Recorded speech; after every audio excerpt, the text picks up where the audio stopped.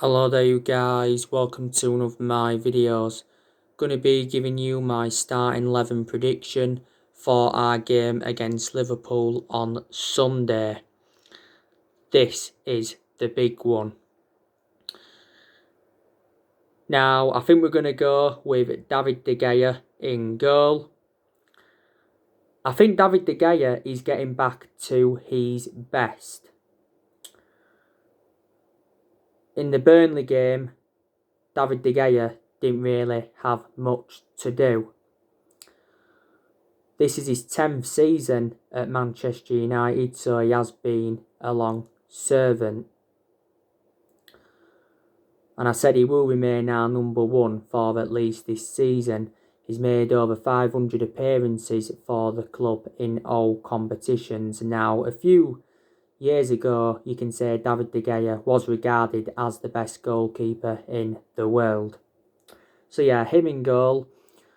At right back, it will be Wan-Bissaka. He has improved as a Manchester United player, but we've obviously got concerns about his lack of attacking intent and his distribution. But when he does play well, he can get forward well, he can get in good positions, and he can put good crosses into the box. This is Wan-Bissaka's second season at Man United. Now, I think the two centre-halves will be Eric Bailly and Harry Maguire. Got to give Eric Bailly a lot of credit because since he started playing again, he's done very, very well. He's showed that ability to play out from the back. He's made very good interceptions. He's made good blocks. My only element of concern about Eric Bailly is that he is injury prone. He recently come back from a neck injury. He sustained that neck injury in our 1-0 win against Watford in the FA Cup third round. Bailly had a good game against Burnley, made some very, very good blocks. But I definitely prefer him to Victor Lindelof. Victor Lindelof is out with a back injury at the moment. And as for Harry Maguire, I've also got to give him credit. He's bounced back from his early season troubles because don't forget he had that incident in Greece before the start of the season. He also got sent off in one of England's friendly games. I think it was against Denmark. But when Harry Maguire plays well, he can be very effective in the air. He can show that ability to play out from the back, and he can be good from set pieces. He played well against Burnley. Obviously had a disallowed goal. I think that goal should have been given, but obviously he did push Peters. Harry Maguire certainly wasn't worth the £80 million that we got him for. You know, he's the most expensive centre-half in the world at the moment, and he is our current captain. At left-back, I think we will go with Luke Shaw. Now, Luke Shaw has just come back from injury not so long ago. Luke Shaw obviously played against Burnley recently. I think he had a pretty good game, got forward well. Luke Shaw obviously got a yellow card for the challenge on Goodmanson. You can say he was lucky not to be given a red card. But just after that, Edison Cavani got brought down by Brady, so Brady also could have been sent off. My only element of concern about Luke Shaw is that he is injury prone. I think earlier on in the season he was out with injury as well. He had a couple of periods out with injury last season. That's why Brandon Williams was getting his opportunities. In the midfield, I think we're going to go with Paul Pogba and Scott McTominay. Paul Pogba's just come back from injury not so long ago. He was very, very good against Burnley recently. Weren't great in the first half, but I thought he ran the show in the second half against Burnley. I thought he was very influential. He passed the ball well. Won some very good headers. Paul Pogba obviously scored the goal. It was a volley. You can say it was a bit fortuitous because it did get a deflection off Lowton. Paul Pogba did have an ankle injury earlier on in the season, didn't he? But since he came back from that ankle injury, he's put some very, very good performances out. For the vast majority of last season, he was out with an ankle injury. Paul Pogba could still leave Manchester United in the summer transfer window. And according to recent reports, he could join PSG in the summer because his agent Mino Raiola has been in negotiations with PSG. And Mauricio Pochettino wants Pogba at PSG, and he's identified him as his number one priority target. We have revealed our asking price for Pogba. We want £75 million for him. Paul Pogba's had a long-running transfer saga. He hadn't only been linked with a move to PSG. He's been relentlessly linked with a move to Juventus. He's a former Juventus player. Paul Pogba did endure 4 exceptional years with Juventus. Don't forget, swap deals have been high on the agenda. He said that Juventus had offered us Aaron Ramsey as part of a swap deal for Pogba. It also said they offered us Douglas Costa as part of a swap deal for Pogba, but we rejected that. But he said we are interested in an exchange deal. We probably want a world-class player in exchange. But he said anyway towards the end of last year that Juventus were only willing to pay £50 million for him in this January transfer window. He's also been relentlessly linked with a move to Real Madrid. Barcelona and Inter Milan have been in for him before. Now, don't forget, Paul Pogba's agent Mino Raiola told 2 Sport last month that Paul Pogba's career at Manchester United is over. He said he's unhappy and he has to leave, and he's got no intentions of signing a new contract. Then after that, he slightly changed his statement, and Solskjaer was obviously furious with Mino Raiola's announcement because it was just before the game against RB Leipzig in the Champions League. Earlier on in the season, we did trigger that 1-year extension on his contract, so he's under contract with Man United until June 2022. He is our most expensive signing at the moment because we paid £89 million for him. Solskjaer did say earlier on in the season that Paul Pogba can be convinced to stay at the club if the club win trophies. So yeah, I think he's definitely going to be starting against Liverpool on Sunday. And as for Scott McTominay, I think he's enjoyed some good games for Man United. He's also enjoyed bad games as well. McTominay was very, very good in the 1-0 win against Watford in the FA Cup third round. Obviously, he scored the goal in the 5th minute. His best game in a Manchester United shirt was the 6-2 win against Leeds. Obviously, he scored twice in that game and he got an assist. You've got no pair of tracky bottoms. What you don't wear? Why? Just give it to me.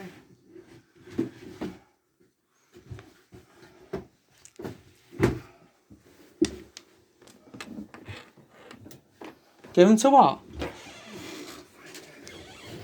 Give him to what?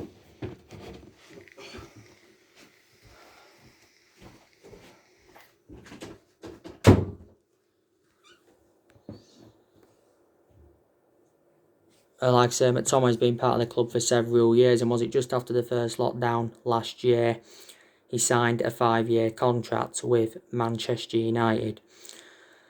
And I think ahead of Paul Pogba and McTominay, it will be Bruno Fernandes. Now, obviously, Bruno Fernandes is the best player we've got, and he is the best signing we have made since the Sir Alex Ferguson era. Bruno Fernandes has definitely made a difference in the team. He's been at Man United now, is it a year or almost a year? He won Player of the Month for December, but he's won that now quite a few times, reflecting on his good performances. In most of his games at Man United, he has been consistent. There has been the odd couple of games where he hasn't, been that good. He weren't fantastic against Burnley recently, was he? He did have chances, but most of them were straightforward saves for Pope. But his predominant position is that number 10 is Fernandes. Bruno Fernandes was disappointed that we didn't win a trophy last season because he said he came to Manchester to win trophies. Now, on that left-hand side, I think we are going to go with Marcus Rashford. I think Marcus Rashford has really improved under the Ole Gunnar Solskjaer era. Enjoyed a lot of good games, but he's also enjoyed a few bad games as well. I don't think he was great against Burnley recently. I just think we need to keep Rashford out wide because that's actually where he's more effective. Marcus Rashford has been a United player since the age of 7 and he's been in our senior squad since 2016. And since then he has become an integral part of our team. I think on the right we will go with Mason Greenwood. As you all know, Solskjaer's been defending Mason Greenwood a lot this season. Don't forget, earlier on in the season, he had personal issues. He had an injury and he was out with illness at one point. He hasn't been playing a lot of football though recently. At the start of this season, we give Mason Greenwood that number 11 shirt. And this is his second season in our senior squad. So him on the right, yeah. And up top, I think we are going to go with Edinson Cavani. If Anthony Martial is available, we may go with Anthony Martial instead of Cavani. Anthony Martial obviously went off injured in our 1-0 win against Burnley. I think he has pulled his hamstring, but I've read up that the injury may not be as bad as we all first thought. Martial, he's had some good games this season. He was definitely poor earlier on in the season because he was out of form, because he wasn't being clinical enough in front of goal. And he did have some chances against Burnley recently, but he didn't convert them. Martial was very good last season. You know, he scored, 23 goals in 48 games. And he was good in his debut season under the Louis van Gaal era. Martial's been at the club now for over 5 years. Solskjaer was the one that gave him that number 9 shirt. But he was playing a lot central last season, but a few times we have put him out wide. You know, Solskjaer gives us more of an update on Martial when he does his press conference, I should presume. And as for Edinson Cavani, like I said, I think he's enjoyed a fantastic start to his Manchester United career. Did play against Burnley recently. You know, he did have his moments in the game. I think he had a chance in the game. You know, Solskjaer was talking about Edinson Cavani earlier on in the season, saying that he's definitely a starter for Man United. He said we're looking to extend his contract. And Solskjaer revealed the first thing that Edinson Cavani asked him when he came into the club, and that's whether he could wear the number 7 shirt. We got Edinson Cavani on deadline day in the summer on a free transfer. He signed a 1-year contract with Man United with an option of a 2nd year. He's obviously now served his 3-match ban. He obviously got a 3-match ban for the racist comment that he put on social media last month. So that's how I think Manchester United could line up against Liverpool. You know the news on Nemanja Matic. He played against Burnley, surprisingly, because I didn't think he would have started against Burnley. He also went off with injury. Now, this is a top-of-the-table clash. If we beat Liverpool on Sunday, we will be 6 points clear. Then we will be in a very good position. Liverpool are obviously sitting second at the moment. If Liverpool win, they will be back top on goal difference. Ole Gunnar Solskjaer is the first Man United manager to be top at this stage of the season since the Sir Alex Ferguson era. So you can see the progression that he's making.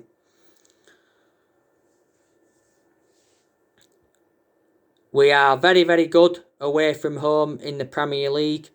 We haven't lost away from home in the Premier League in a year. And we are unbeaten in our last 11 Premier League games.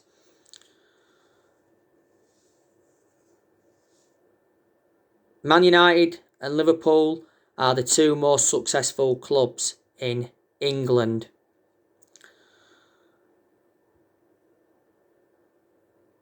The last time we won at Anfield was back in 2016, like I mentioned on the preview. It was a late goal from Wayne Rooney. We also had a good win at Anfield back in 2015, beating them 2-1. That was 2 goals from Juan Mata. We also beaten them at Anfield back in 2012. That's when Robin Van Persie was playing for us, and we beat them 2-1.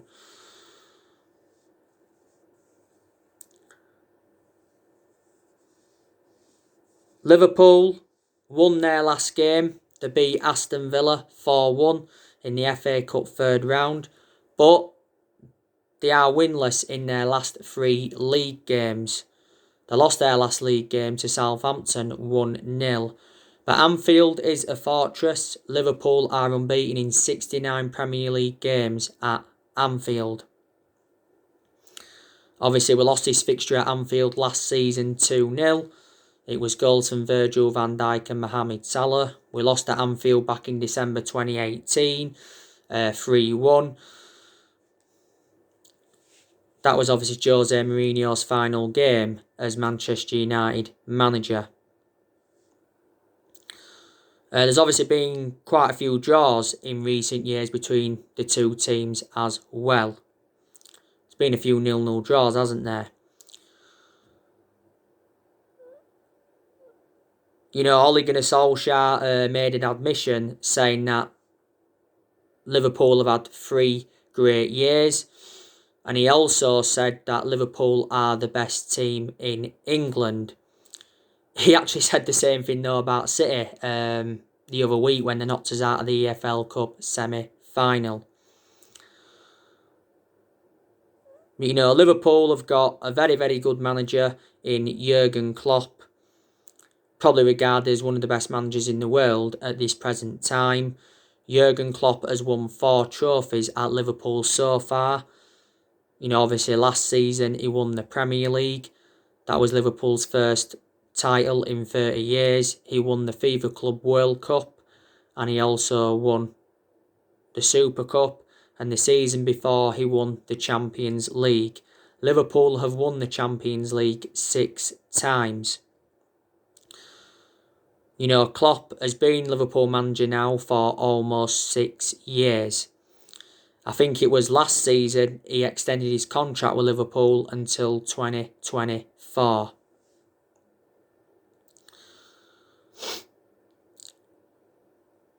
Liverpool is the 3rd club in his managerial career because before he was at Liverpool he was at Dortmund. He won a few trophies at Dortmund. And before Dortmund, he was at Mainz 05. I think Liverpool have spent over £400 million since Jurgen Klopp became their manager.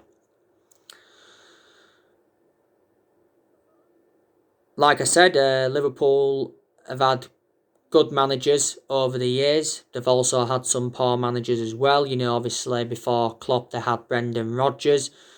You know, Brendan Rodgers, he enjoyed one good season with them. Obviously, Roy Hodgson was a very, very poor manager for them. Probably one of the worst managers they've ever had. They had Kenny Dalglish at one point. He was a good player, but wasn't really a good manager. Rafa Benitez, you can say, was a good manager for them because he won the Champions League with Liverpool. You know, Gerard Houllier, you can say he was a good manager. He died, was it, last year? Gerard Houllier. And many, many years ago, they had Bill Shankly and Paisley. By the way, like he updated you the other week, Jurgen Klopp has obviously been moaning about the referees, and he was saying, like, you know, we get a lot of penalties in that, and, you know, Ole Gunnar Solskjaer hit back at him. But we know how much of a difficult game this is going to be against Liverpool, because Liverpool are a team that like to press, they pass the ball well, they create very, very good chances, and they do score goals. You know, they've got very, very good players in their team. You know, they've obviously got Mohamed Salah, he's a world-class player, but there has been some games this season when he hasn't really been clinical. There was talks earlier on in the season saying that Mohamed Salah is unhappy at Liverpool. Sadio Mane, he's also a very, very good player. Diego Jota's a good player for them. Now, they did get Diego Jota last summer from Wolves, and he's made an impact, but he's currently out with injury at the moment. Liverpool have also got Firmino. They've got Dick Origi. I think Liverpool could be selling him in the summer because he's their backup striker. They've also got Shaqiri.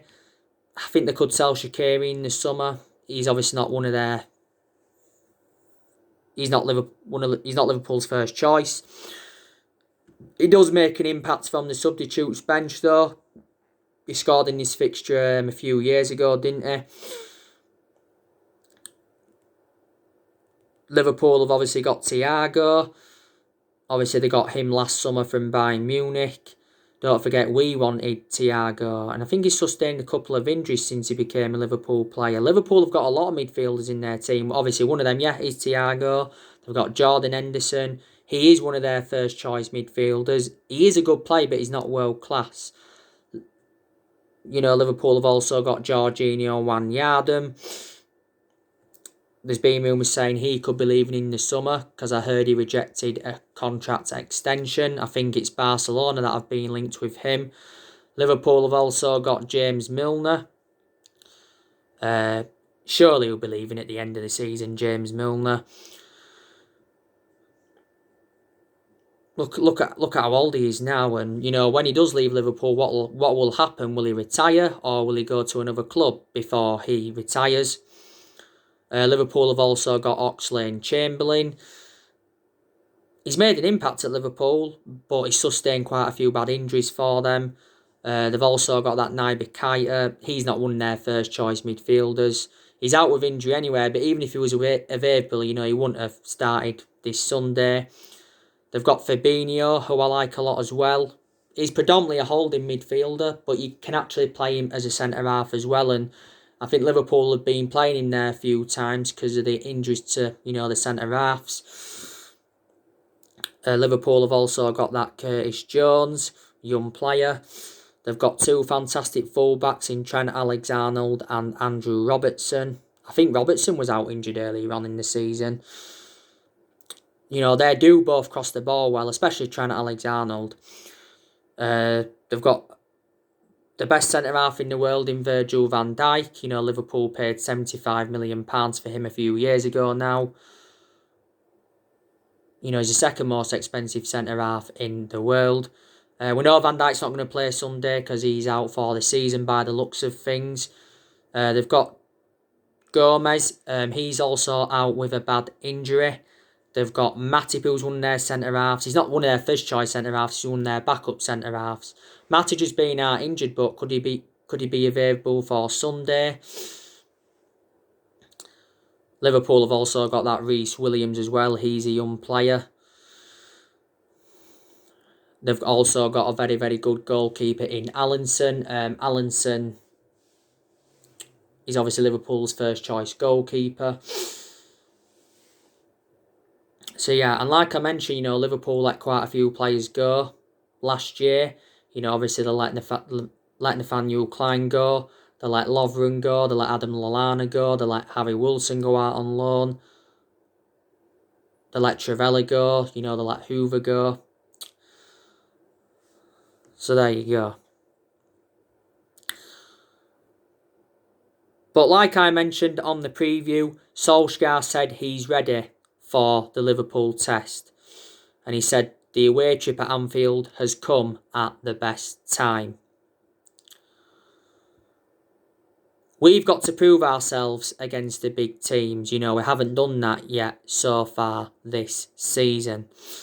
Now, after Liverpool, we have got Fulham away from home. That's a game we should be winning. And then it's Liverpool in the FA Cup 4th round. So we are playing Liverpool twice in a week. And in that game, in the FA Cup 4th round, it's going to be interesting to see how both teams approach that game. You know, we've won the FA Cup 12 times, so we are the second most successful team in FA Cup history. Liverpool have won it quite a few times, but they actually haven't won it since 2006.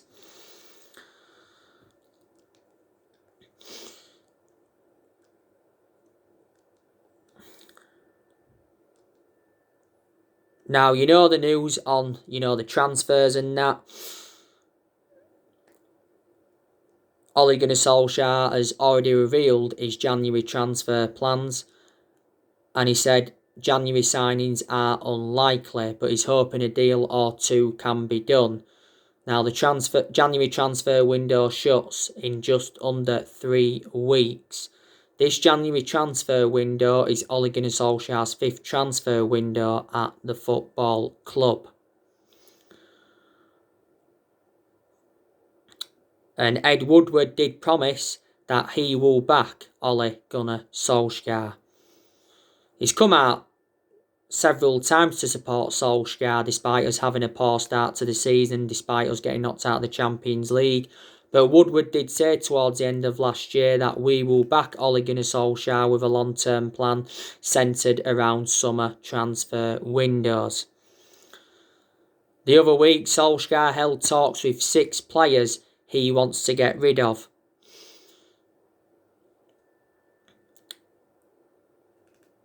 Now, Solskjaer has said that he's looking to offload 6 players this year.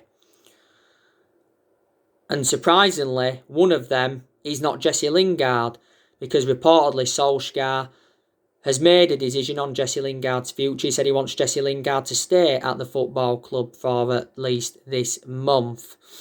Now, Sky Sports recently said that Jesse Lingard's representatives were in initial discussions with Nice over a loan move. West Ham were recently in negotiations with Jesse Lingard's agent. Sheffield United have also been in for Lingard, but I don't think he wants to go there. And it said last year that Villa, Celtic and Rangers were in for him. Jesse Lingard has lost his place in the team, but he has been part of the club for several years. I think he's into the final 6 months now of his contract. But I think Solskjaer is looking to offload, obviously, Romero and Rojo. Solskjaer's already said that Romero and Rojo are free to leave in this January window, because he says their contracts won't be extended. I think we're also looking to offload Diego Dalot and Andres Pereira permanently, because you've got Dalot out on loan with AC Milan and you've got Pereira out on loan with Lazio. Obviously, we're going to be offloading Odin Ighalo. His loan at the football club expires at the end of this month.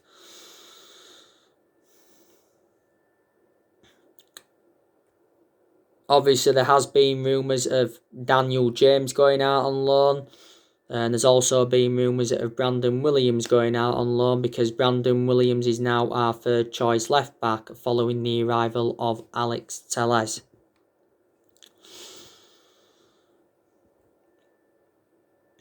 So yeah, we are going to get rid of more players.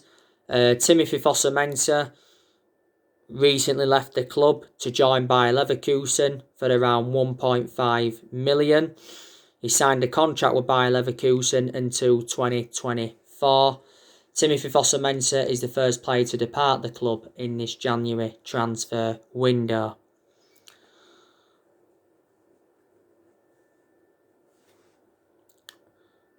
So yeah, that's everything to update you with. There'll be another video coming up later on, guys. Drop your comments, likes below on the channel. If you do, consider subscribe as always, and take care. God bless, and I'll see you all again very, very soon.